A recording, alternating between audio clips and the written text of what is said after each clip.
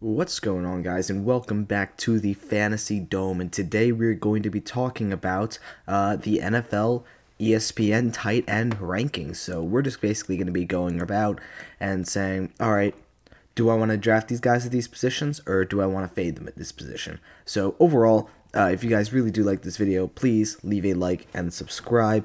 And I think let's get started with Brock Bowers and Trey McBride. And I think that these two are easily the best two tight ends in the league, and at least for fantasy wise. And I think both of these guys are just absolutely perfect exactly where they are. Brock Bowers, they're both young tight ends. Trey McBride is going to get into the end zone more. Just watch it happen. And his production is going to go up, and his fantasy points are going to go up. I am perfectly okay taking Trey McBride here. And with Brock Bowers, once again, really, really good rookie season. He shouldn't have to take too much of the load this year as he had to last year. But still, I mean, these numbers are just everything you want to see from a tight end. And he's pretty much a slot receiver, so that's about it. The next player we're going to be looking at is George Kittle, being drafted amongst guys like T. Higgins, Ladd McConkey, Tyreek Hill, James Cook, and Joe Mixon. And I don't think this is necessarily a bad pick here. Am I taking George Kittle right here? I don't think I am. Even though he was a really, really good tight end last year, I think he actually averaged more points than Bowers and maybe not after this 4.7, but I'm pretty sure he, for most of the season, he was averaging more points than Bowers and Trey McBride were. However, he did miss a couple of games. But he's getting older. The Niners offense is not going to be as good as it was last year, and even then it wasn't that good. So do I trust George Kittle in the long run? Not necessarily. However, he's not being drafted as a top like 2 or 3 tight end, which is exactly why I'm putting him just right. I think that once again, these 3 first tight end rankings, I think they've got them completely correct. I mean, now we go down a lot until we get to Sam Laporta, being drafted amongst guys like Jordan Addison, Najee Harris, J-Mo Williams, Calvin Ridley, George Pickens, Rashee Rice. Now, the first player I'm taking in this cluster of players right here, let's say I have Sam Laporta and all these guys under here. The first player I'm taking is Rashee Rice. But the second player I'm taking, I think, is no doubt in my mind Sam Laporta. And I know he wasn't amazing last year, especially in the beginning of the year. But look at what he finally got integrated in this offense. And now look at what he does. He puts up numbers which, at this end of stretch, I think he was somewhere around like the tight end 3 or 4, probably behind Kittle Bowers and McBride. I don't think there was any other tight end in the last 6 stretches of games who was as good as Sam Laporta. And I think that if he carries that momentum into the season and he has a couple more really, really big games, that he can really, start to flourish again as that tight end that we saw during his rookie season. And to get him alongside guys like Ridley, Pickens, Jacoby Myers, Kalishkar, I'm taking an elite tight end at this spot, or at least a chance of one. Same kind of thing goes for Travis Kelce. I know he's getting older, and I know his production has slowed to pretty much a halt, but I still think he's underrated. Drafted in the 8th round with a guy that can literally eat you apart. And I know I've said that Kelce is slowing down, but I'm taking a shot at him here. I think that Travis Kelce is going to be pissed after the Super Bowl. He's going to try and make his last season in Kansas City worthwhile, because if he truly didn't care, then he would have just retired. And I think that we are in for one last season of Travis Kelce, complete magic. And I'm okay taking him. Now we go for a tight end cluster: Njoku, TJ Hawkinson, and Mark Andrews. So I think that overall all these guys have their upsides and also have their downsides. I think that Mark Andrews is brutally inconsistent, but he is being taken in the 9th round, pretty much the exact top of the 9th round. So I'm perfectly okay taking him here.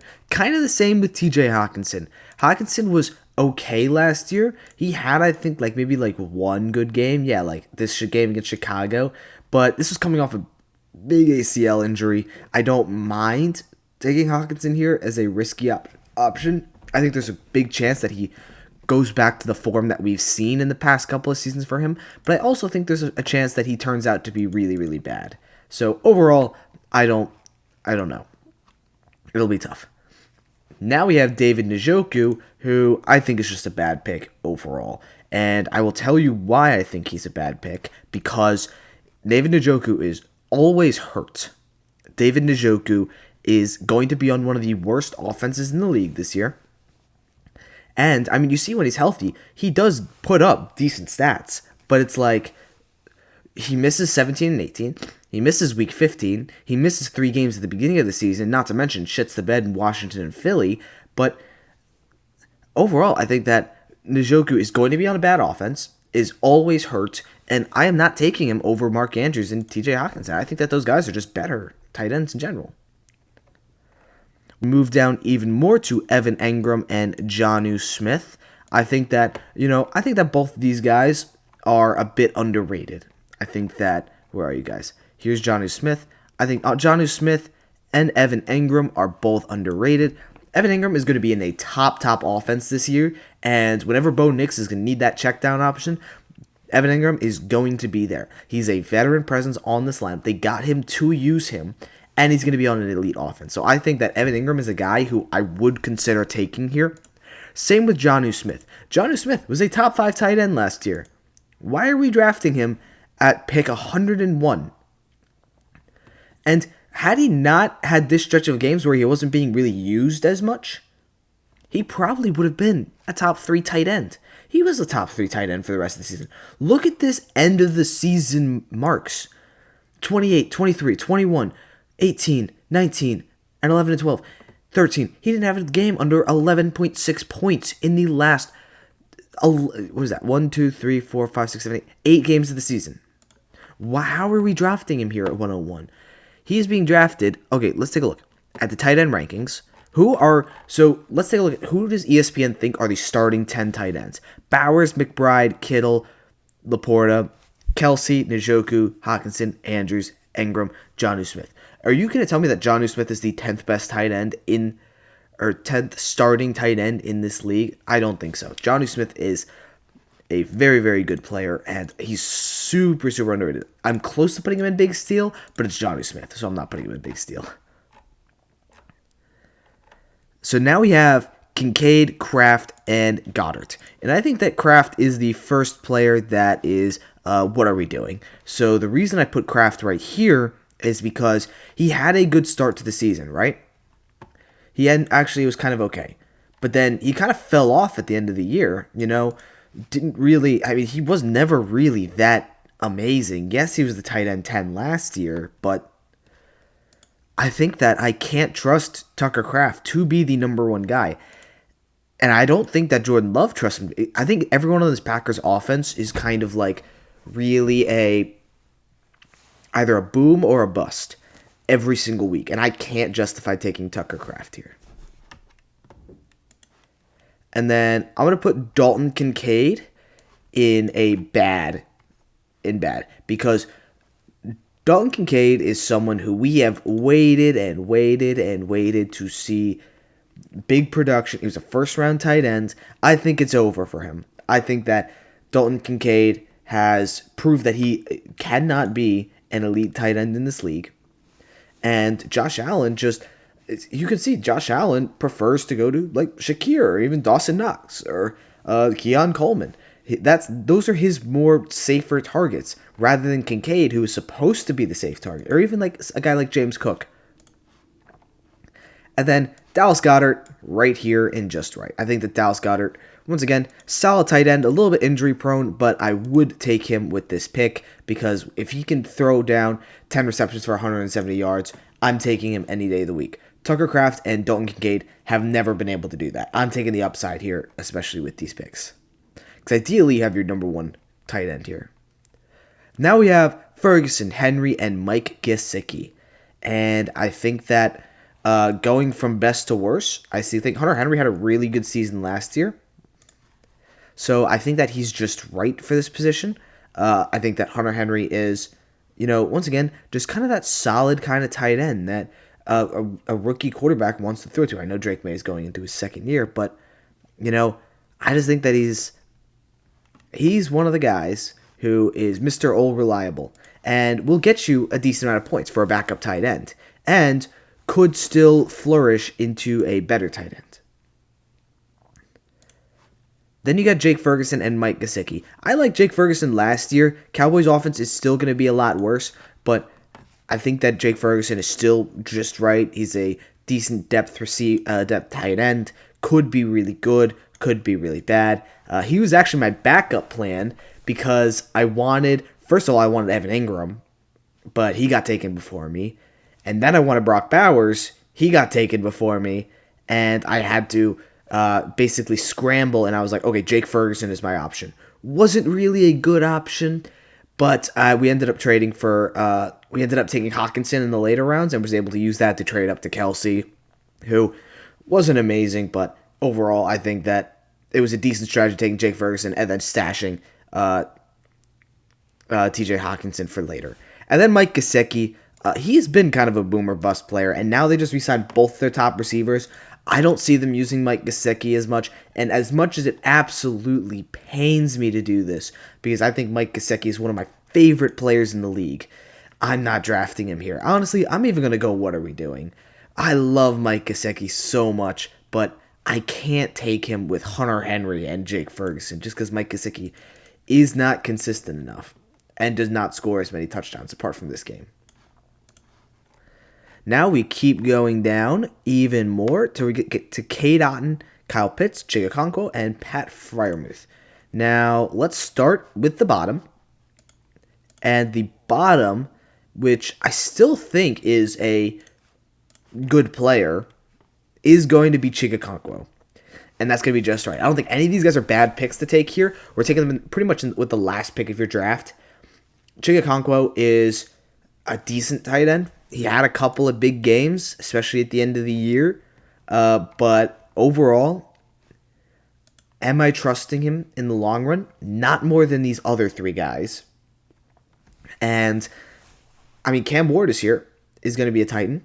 That could definitely help his production a lot. But overall, I don't see too much of a big jump from Chig Okonkwo.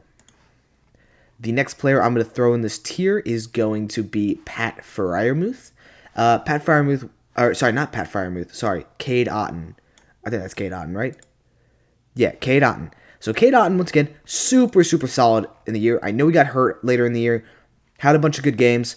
I think he could be underrated, but once again, Baker's going to have three absolutely unbelievable mouths to feed in Godwin, Evans, and McMillan. I think that Cade Otton might be phased out in this offense a little bit and not get the production that he did last year unless there's more injuries.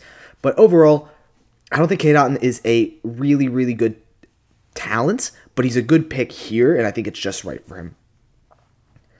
And now, Pat Freiermuth, severely underrated. He was a top 10 tight end throughout the year, and he was injured for most of it, I know. he was dealing with an injury, and he really started to find his stride at the end of the year, going for 10-plus points in every game except for Baltimore. But, Baltimore is a game that you really struggle against.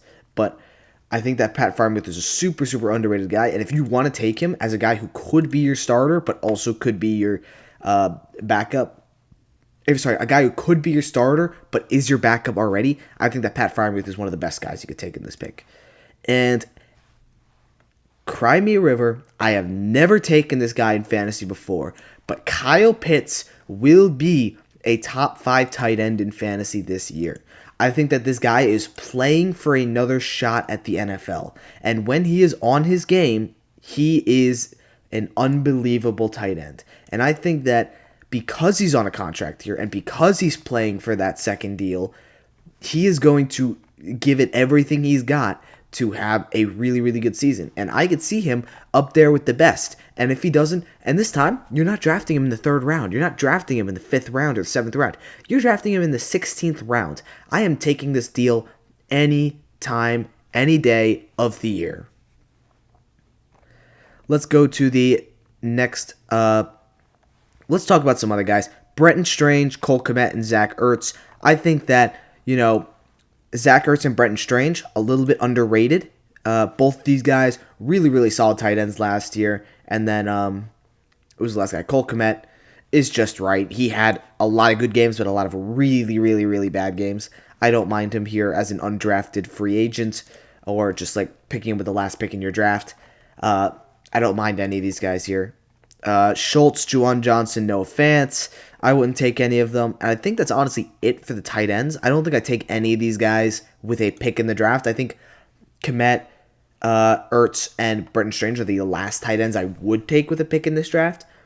But overall, I think that Laporta and Kyle Pitts, severely underrated. Tucker Kraft and Mike Gesicki, severely overrated. And then a lot of these tight end picks are just right. I think that a lot of them are really good.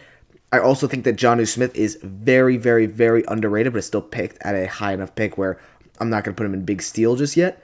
Actually, you know what? I'll put him in big steal. I think that Jonnu Smith, he's been drafted lower than Laporta. So Jonnu Smith and Kyle Pitts and Taylor Laporta are my big steals. So once again, this has been the Fantasy Dome. Please, once again, leave a like and subscribe, and I will see you in the next video.